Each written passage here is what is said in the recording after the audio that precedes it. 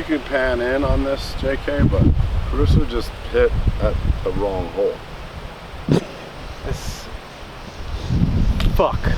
I think it's still a good shot though. Everyone's an outlaw until it's time to do outlaw shit.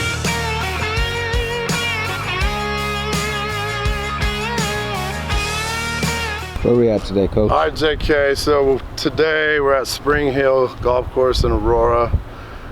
The infamous Randy Caruso drug us out here to play at this track. Caruso supposedly is in some league, so he's required to play this place. I've never played here, but we're gonna see Mr. Red Shirt Tiger Woods over here tear it up. Can't wait for you guys to see this round. We're gonna bring you the breakdowns of the fights this weekend, and we really look forward to just your thoughts, comments, and whether you agree or disagree.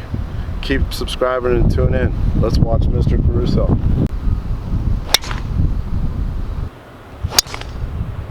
Okay, make sure we get some comments from Mr. Caruso today about the fights coming up this weekend. He's always got great breakdowns. He does the breakdowns for the gym, all of our fighter breakdowns when it comes to strategy, all that stuff. Caruso is the guy behind the scenes. We don't talk about Caruso that much, but we're going to expose him today. Outside question, how long before Caruso's face is the same color as his shirt? 2 holes. 2 holes. 2 holes. It's obviously not right now. No! There are no gimmies. There's gimmies. Today. Yes, there is. If I say you have to putt it out and it's right here, you have to putt it out. No! Yes. It's a fucking gimme. Nope, nope. That's the rules established today. You pick match play, I pick that. This is to tie the hole, JK. This is not happening now. Shut the fuck up. Oh. 1 up.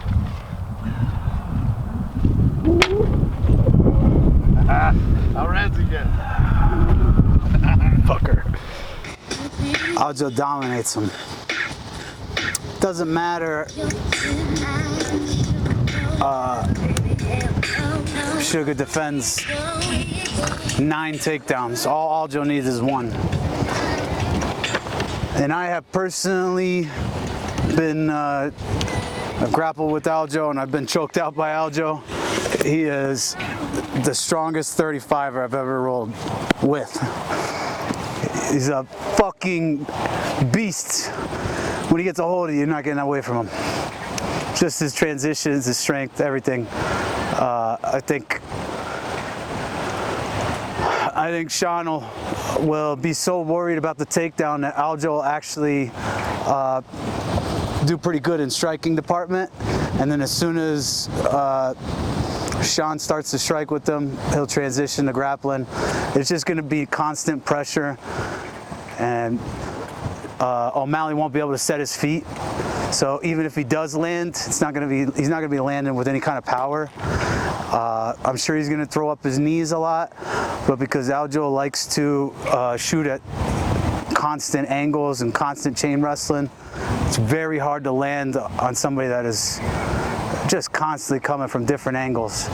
He doesn't have to do traditional shots. He can do great trips from the clinch, and his inside and outside sweeps, everything. All he has to do is put pressure, and he'll eventually get the takedown. Everything he does is just one after the other. I think he's got better wrestling than Khabib, because Khabib, not until later on when he fought Conor, but in his early career, Khabib telegraphed his shots. He just was an ogre and was able to get people down. And that Trujillo fight, you know, he saw it took him down 13 times, whatever, set the record. So, you know, he had the ability to take people down, but it wasn't that he was chain wrestling. He was just, you know, incredibly strong. Aljo's not only strong, but he's an incredible chain wrestler, and I think his striking is good enough to make Sean keep his hands up to block, and that's all he really needs is that split second to drop down to his shot, and I think Sean's done. What's up, Coach? What's up? Aljo and Sugar, how you think that's going? Well, it's an interesting matchup. I think with Aljamain Sterling and O'Malley,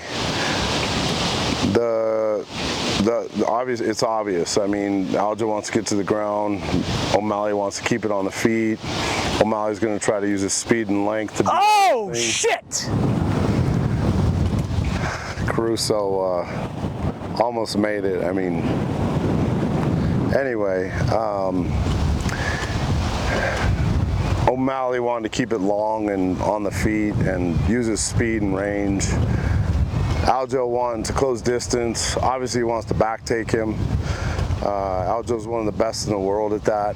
We, have had the ability to train with Aljo in the past, and the kid's grappling is phenomenal. So he's a champion for a reason, and O'Malley's got to just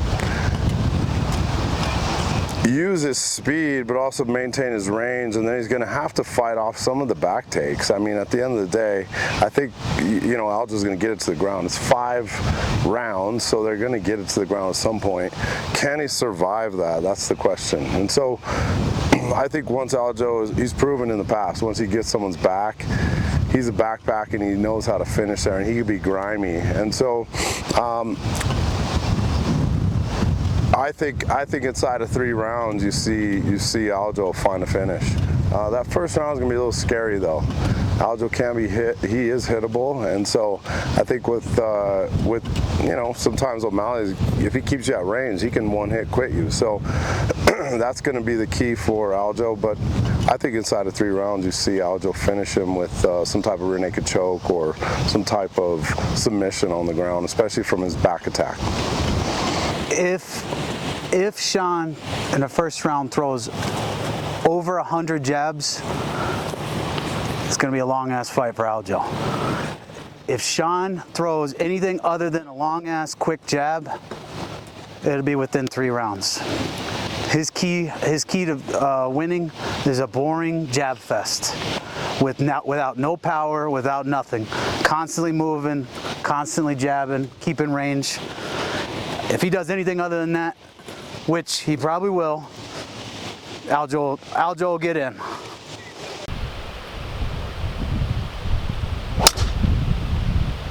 That's towards the right hole.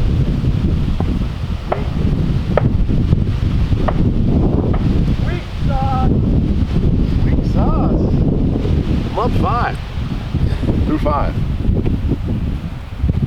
I would say Neil Magny fighting Ian Gary is interesting. I mean, Neil has one of the longest reaches in the UFC, and man, Ian Gary, you can't count him out. He constantly continues to win, whether he's the underdog or not. I mean, he's come on the scene and shown that he's got a chin, but he's also got some skill, and he's young, he's exuberant. You got Magny, who's a vet.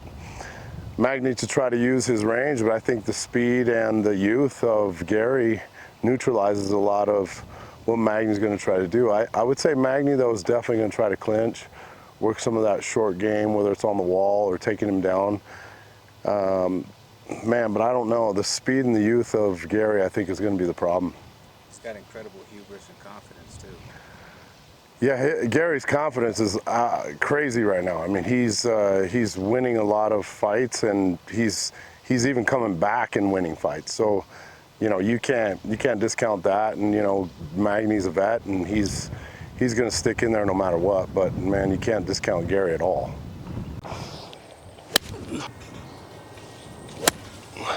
Being disrespected by being put on the prelims? No. No. Fucking fought in years.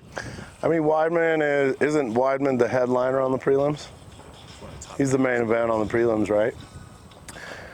No, I think strategically they're putting Weidman there. I mean, they want to draw viewers to the prelims. I mean, it's obvious. I don't think it's disrespect. I think, he's been out of the game a little bit, and rightly so. He's had injuries and he's had things, but no, I don't think it's disrespect. I think it's actually respect for him. You're giving him the main event on the prelims, and that's going to drive a lot of viewers to watch those prelims because of him. I mean, he's an ex-UFC champion.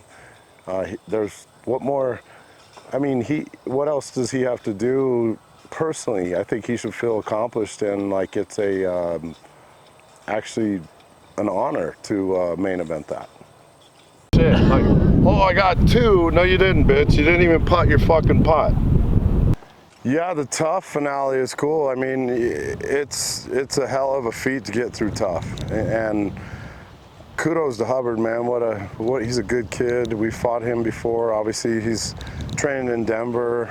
Have known him and watched him for a while in his just professional career, and such an amazing kid. It's cool to see him continuing to chase that dream and just getting an opportunity again to go showcase what he's about.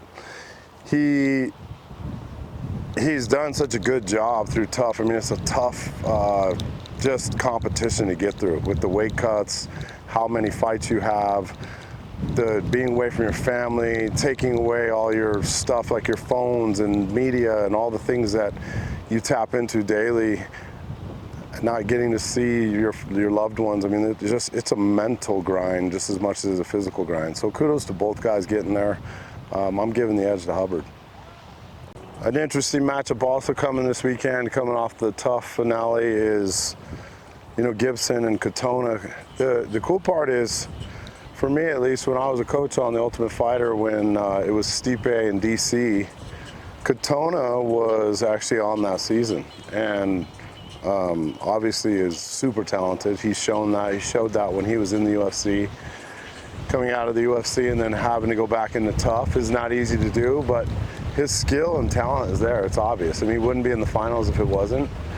Gibson's obviously very talented and got through the tough, you know, show. That's such a feat in general. So cool matchup. Cool to see 2 guys go in there and get through the tough finale, or excuse me, get to the tough finale. I'm going to give that to Katona. Katona is a super talented kid, and he continues to prove that time in and time out. Tune in this weekend to watch the main event. You got O'Malley and Aljo fighting. I know Caruso and I are excited for that. We've got a couple 135 pounders in Chris Gutierrez and Jonathan Martinez that are continuing to climb the ranks, and you know, we're looking to fight these 2 guys here in the near future. If Aljo retires, fair enough, but O'Malley will be around, win or lose, and we really look forward to that. It's a cool matchup. It's a grappler versus striker. Again, I think that inside the first round, O'Malley can be explosive and long. With Aljo, he's a backpack. If he gets his back, I think inside of 3 he finishes. Caruso, you got anything else? I'm also interested in the Cheeto Munoz fight. That has big implications for us as well. Kind of want Cheeto to pull it off so that we can either get Cheeto or O'Malley next, and hopefully Umar and the Machine get lined up, and we'll cross that bridge when we have to. But Corey, Cheeto, and O'Malley are definitely in our sights next. So hopefully those guys all come out unscathed, so that Jonathan or Chris be next up. Jonathan Martinez is fighting Adrian Yanez next, and you got Chris Gutierrez just got booked with Montel Jackson. So, you know, it's a cool weekend for us, especially as their coaches, getting an opportunity to watch these guys continue to grow, and just to see what's going to happen in that 135-pound division. It's going to be a fun weekend. Tune in, continue to like and subscribe. We're going to continue to bring you new content. We're doing this format once again, and this time you got to see Caruso and I play a little golf, banter back and forth.